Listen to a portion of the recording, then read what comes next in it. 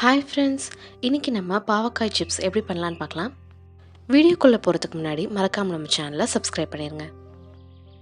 இதுக்காக நம்ம வீட்டு தோட்டத்தில் இருக்க பாவக்காய் பறிச்சுக்கலாம். எவ்வளோ காசு கொடுத்து கடையில் வாங்கினாலும் நம்ம தோட்டத்தில் நம்ம கையால் விளைவிச்ச காய்கறி எடுத்து சமைக்கும் போது அதோட டேஸ்ட்டே தனி தான். பாவக்காயெல்லாம் நல்லா கலவுனதுக்கப்புறமா இதை தின் ஸ்லைசஸாக வெட்டிக்கலாம். அப்போ தான் நம்ம சிப்ஸ் பண்ணும்போது மொறுன்னு வரும். அதனால் முடிஞ்ச அளவுக்கு தின்னாக வெட்டிக்கோங்க. இதில் இருக்க சீட்ஸ் எல்லாமே நம்ம ரிமூவ் பண்ணிடலாம், இல்லாட்டி வாயில் கடிப்படும் போது ரொம்ப கசப்பாக இருக்கும். விதையெல்லாம் எடுத்தாச்சு. இதே மாதிரி எல்லா பாவக்காயிலையும் எடுத்துடலாம். இப்போது இது கூட 2 டேபிள் ஸ்பூன் தயிர் சேர்த்துக்கிறேன்.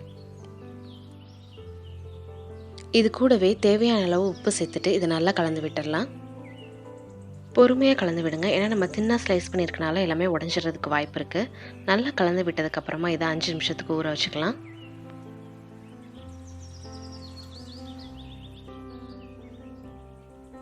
அஞ்சு நிமிஷத்துக்கு அப்புறமா பார்க்கும்போது இதுலேருந்து தண்ணி விட்டுருக்கோம். இந்த தண்ணி எல்லாத்தையும் நம்ம வடிகட்டிடலாம்.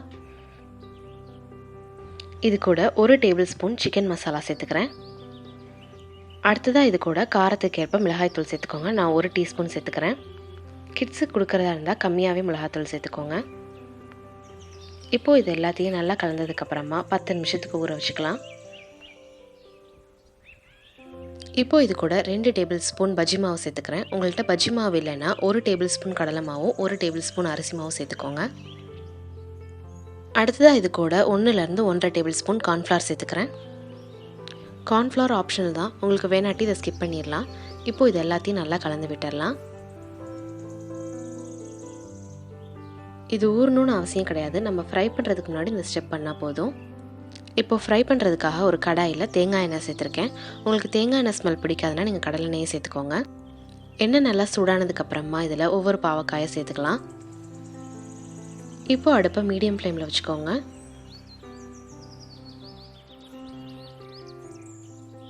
ஒரு நிமிஷத்துக்கு இது இப்படியே ஃப்ரை ஆகட்டும். இப்போது இதை இன்னொரு சைடு திருப்பி போட்டுக்கலாம். எல்லா பக்கமும் ஒரே மாதிரி ஃப்ரை ஆகிற மாதிரி அப்பப்போ திருப்பி போட்டுக்கோங்க.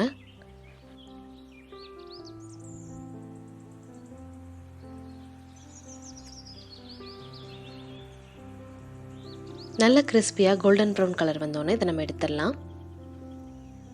இதே மாதிரி எல்லா பாவக்காயும் ஃப்ரை பண்ணி எடுத்துக்கலாம். பாவக்காயே பிடிக்காதுன்னு சொல்கிறவங்க கூட இந்த மாதிரி ட்ரை பண்ணி பாருங்கள், உங்களுக்கு ரொம்பவே பிடிக்கும். வாசத்துக்காக கடைசியாக ஒரு கொத்து கருவேப்பிலை எண்ணெயில் சேர்த்து ஃப்ரை பண்ணி இதோட சேர்த்துக்கோங்க. இது நம்ம தயிர் சாதத்தோடு சேர்த்து சாப்பிடும் போது அல்டிமேட்டாக இருக்கும்.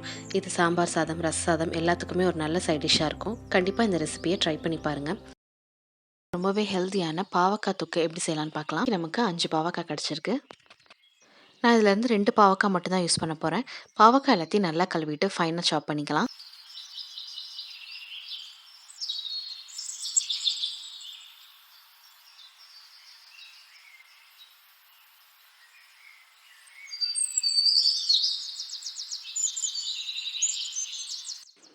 இது செய்கிறதுக்காக நான் ஒரு மண் பாத்திரம் வச்சுருக்கேன்.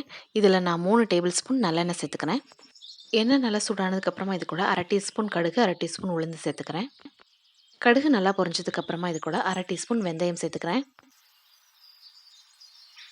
இது கூட 1/4 டீஸ்பூன் சோம்பு சேர்த்துக்கிறேன்.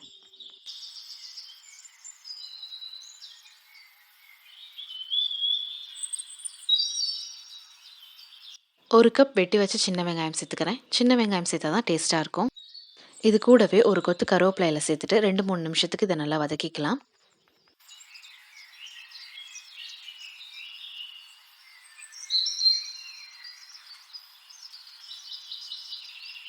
இப்போ இது கூட 3 பெரிய தக்காளி ஃபைனாக சாப் பண்ணி சேர்த்துக்கிறேன்.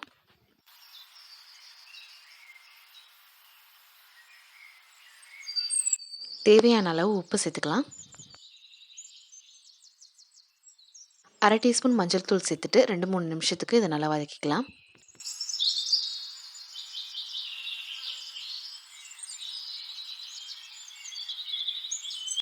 தக்காளி எல்லாம் ஓரளவுக்கு மசிஞ்சதுக்கப்புறமா நம்ம வெட்டி வச்சுருந்த பாவக்காய் சேர்த்துக்கலாம். இது எல்லாத்தையும் நல்லா கலந்து விட்டுடலாம். மண் பாத்திரத்தில் சமைக்கும் போது எப்பயுமே ஹை ஃப்ளேமில் வச்சு குக் பண்ணக்கூடாது, மீடியம் டு லோ ஃப்ளேமில் வச்சே குக் பண்ணுங்கள்.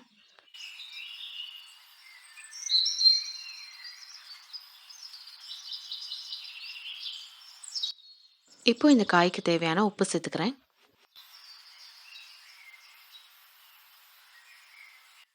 1 டேபிள் ஸ்பூன் மிளகாய்த்தூள், 1 டேபிள் ஸ்பூன் மல்லித்தூள் சேர்த்துட்டு இதோட பச்சை வாசம் போகிற வரைக்கும் இதை நம்ம வதக்கிக்கலாம்.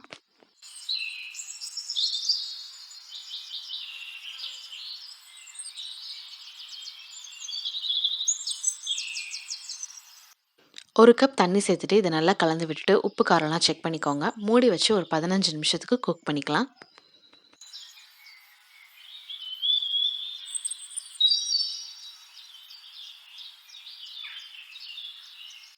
இப்போ பாவக்காய் எல்லாமே நல்லா குக் ஆயிடுச்சு.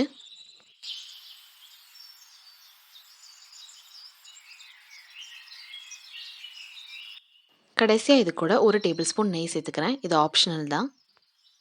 இதை நல்லா கலந்து விட்டுட்டு சர்வ் பண்ணிடலாம்.